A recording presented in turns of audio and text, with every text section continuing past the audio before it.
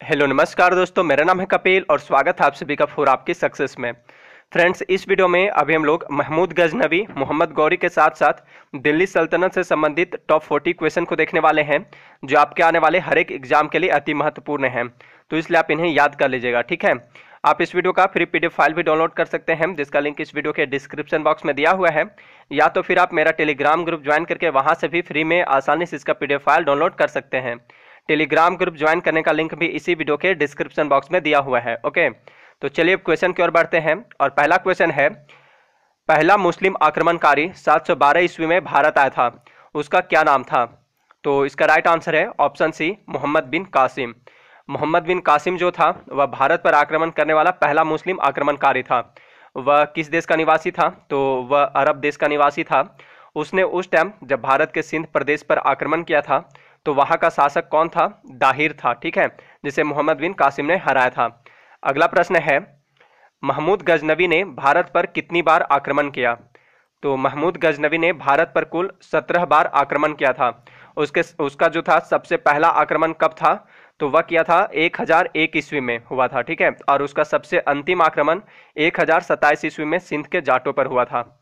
अगला प्रश्न है, महमूद गजनवी के सभी आक्रमणों में सर्वाधिक महत्वपूर्ण आक्रमण कौन सा था? तो वह था सोमनाथ मंदिर पर आक्रमण, ठीक है। सोमनाथ मंदिर पर आक्रमण जो कि कब हुआ था? 1025 ईस्वी में किया था। यह महमूद गजनवी का 16वां आक्रमण था। कौन सा? 16वां आक्रमण था, जो कि सभी आक्रमणों में सर्वाधिक महत्वपूर्ण आक्रमण था।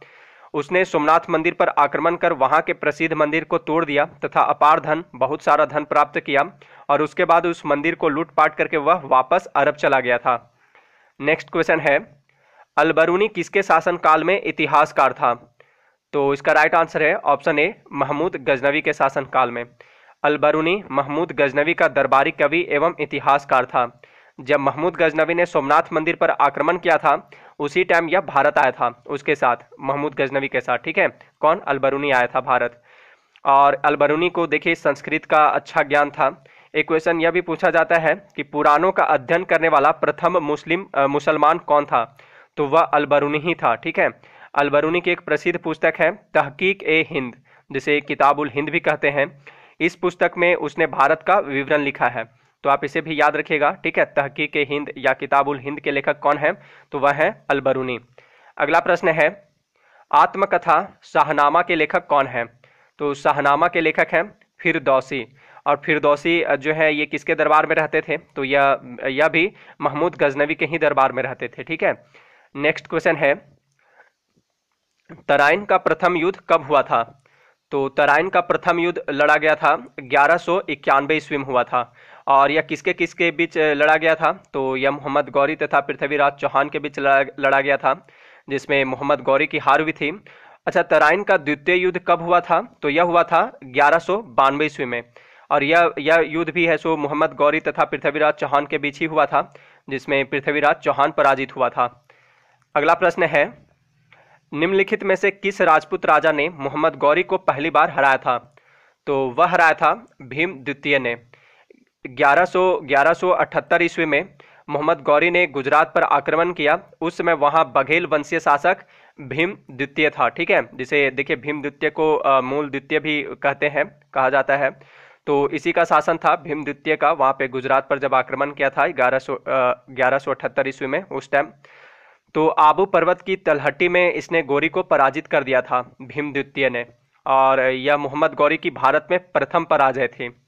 अगला प्रश्न है, दिल्ली सल्तनत पर शासित हुआ था कुल, यानी दिल्ली सल्तनत पर कुल कितने वंशों ने शासन किया?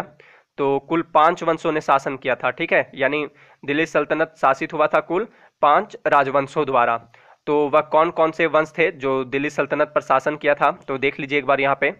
तो वह था सबसे पहले शासन किया था मामलुक अथवा गुलाम वंश। इसका शासनकाल 1206 ईस्वी से 1290 ईस्वी तक रहा। फिर आया खिलजी वंश, ठीक है, मोहम्मद गुलाम वंश के बाद। इसका शासनकाल रहा इस वंश का 1290 से 1320 ईस्वी तक। फिर आया तुगलक वंश, इसका शासनकाल रहा 1320 से 1414 ईस्वी तक। फिर शासन किया सैयद वंश 1414 से 1451 ईस्वी तक। और अंतिम जो वंश था दिल्ली सल्तनत का, वह था लोधी वंश, ठीक है, जिसका शासनकाल रहा 1451 ईस्वी से लेकर 1526 ईस्वी तक, ठीक है, तो आप इसे याद रखिएगा।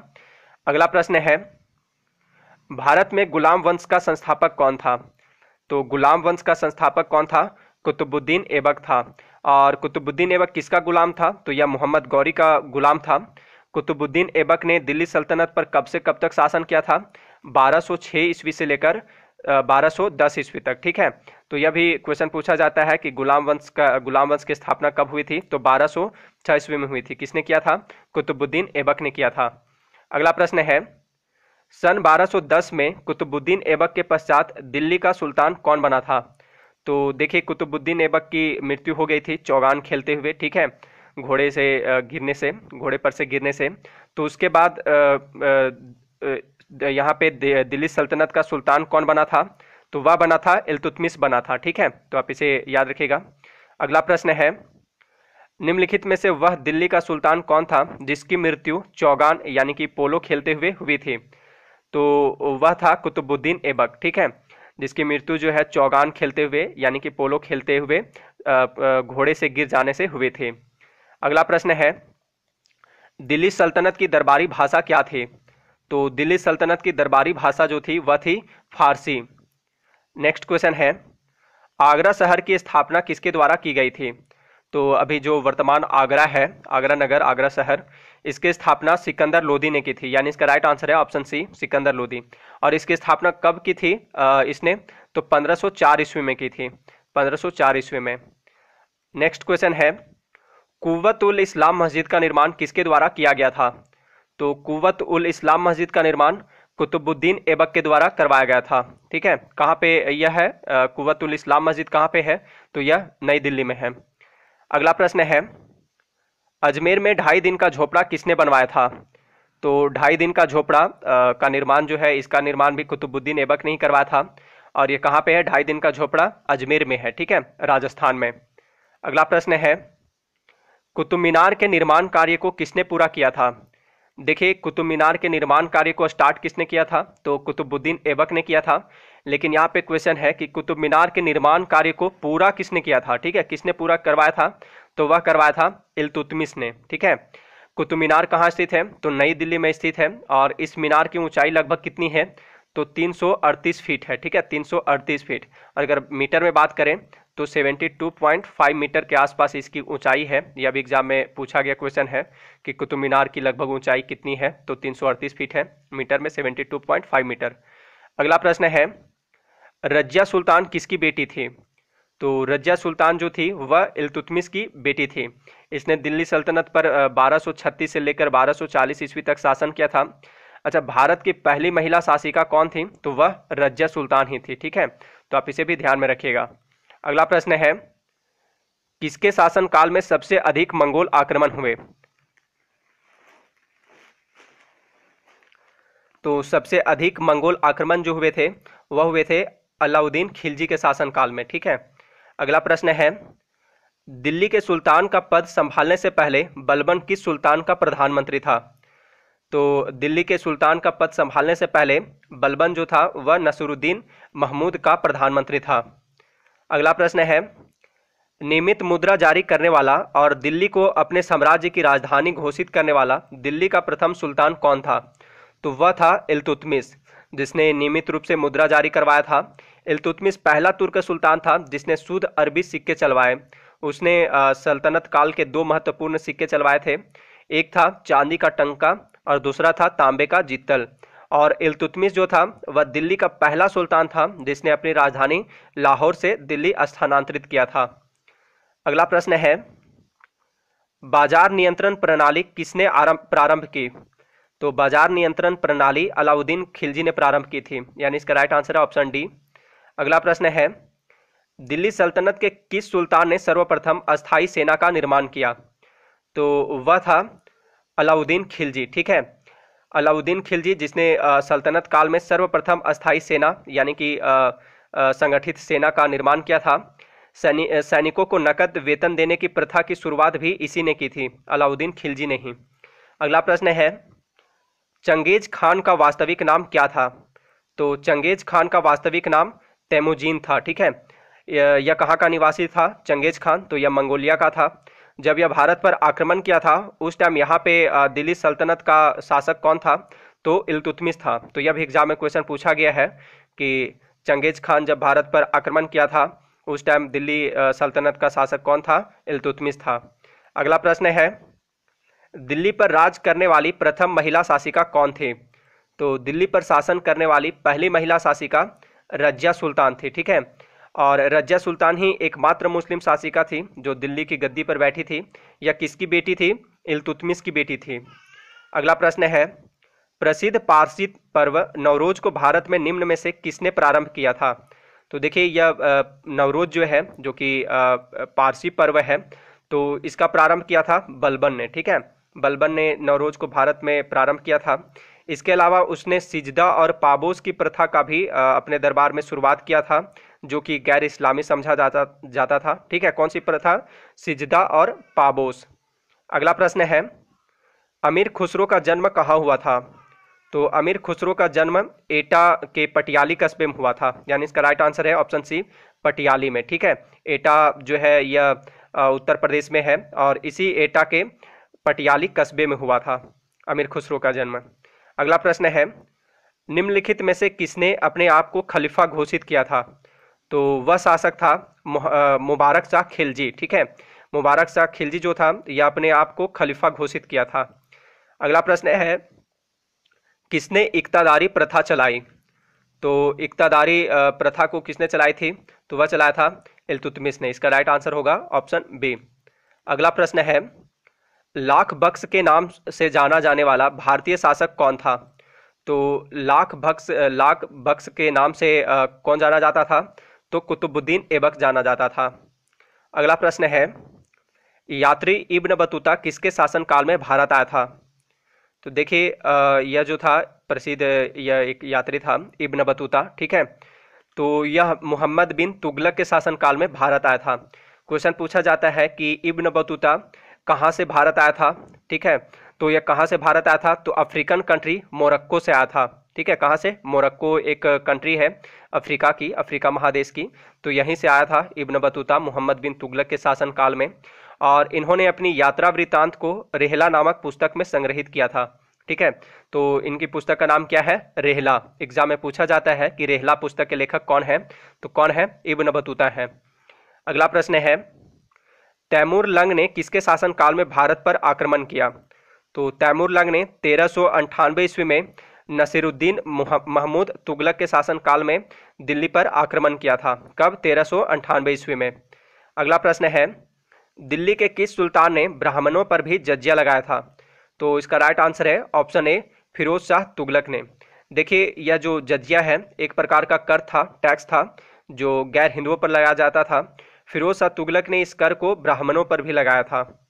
अगला प्रश्न है, किस मुस्लिम शासक के सिक्कों पर देवी लक्ष्मी की आकृति बनी है? तो इसका राइट आंसर है ऑप्शन ए, मोहम्मद गौरी।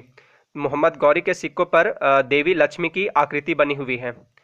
अगला प्रश्न है, स्वयं को दूसरा सिकंदर यानी कि सिकंदर ए सानी कहने वाला सुल्तान कौन था? तो वह था अलाउद्दीन खिलजी, ठीक है। यह खुद को दूसरा सिकंदर कहता था, सिकंदर ए सानी कहा करता था ये खुद को अलाउद्दीन खिलजी। अगला प्रश्न है, दक्षिण विजय करने का मिशन अलाउद्दीन खिलजी ने किसे सौंपा? तो दक्षिण विजय करने का मिशन अलाउद्दीन खिलजी ने मलिक कफूर को सौंपा था। और मलिक कफूर एक हिजड़ा था जिसे हजार दिनारी भी कहा जाता है। और इसे हजार दिनारी क्यों बोला जाता है? क्योंकि इसे जो है अलाउद्दीन खिलजी ने गुजरात से 1000 दिनार में खरीदा था, इसलिए मलिक कफूर को हजार दिनारी भी कहा जाता है। अगला प्रश्न है, निम्नलिखित में से किसे भारत का तोता कहा जाता है? तो भारत का तोता बोला जाता है अमीर खुसरो को, ठीक है। भारत का तोता अथवा तूतीय हिंद, ठीक है, तूतीय हिंद किसे बोला जाता है? अमीर खुसरो को बोला जाता है। अगला प्रश्न है, मनियरों का राजकुमार किसे कहा जाता है? तो मनियरों का राजकुमार मोहम्मद बिन तुगलक को कहा जाता है। अगला प्रश्न है, भारत में चमड़े की प्रतीक मुद्रा किसने प्रारंभ की? तो भारत में चमड़े की प्रतीक मुद्रा यानी कि सांकेतिक मुद्रा किसने प्रारंभ की थी? मोहम्मद बिन तुगलक ने प्रारंभ की थी। अगला प्रश्न है, कुतुब मीनार को जैसे हम आज उसे देखते हैं, अंततः उसका पुनर्निर्माण किया गया था। यहाँ पे देखिए पुनर्निर्माण का बात किया जा रहा है, ठीक है। तो इसका पुनर्निर्माण किया था फिरोज शाह तुगलक ने, ठीक है। फिरोज शाह तुगलक के द्वारा उसका पुनर्निर्माण कराया गया था कुतुब मीनार का। तूफान के कारण कुतुब मीनार के कुछ भाग क्षतिग्रस्त हो गए थे, तो उसका पुनर्निर्माण करवाया था फिरोज शाह तुगलक ने। लेकिन कुतुब मीनार का निर्माण कार्य स्टार्ट किसने करवाया था? तो वह करवाया था कुतुबुद्दीन ऐबक ने, ठीक है।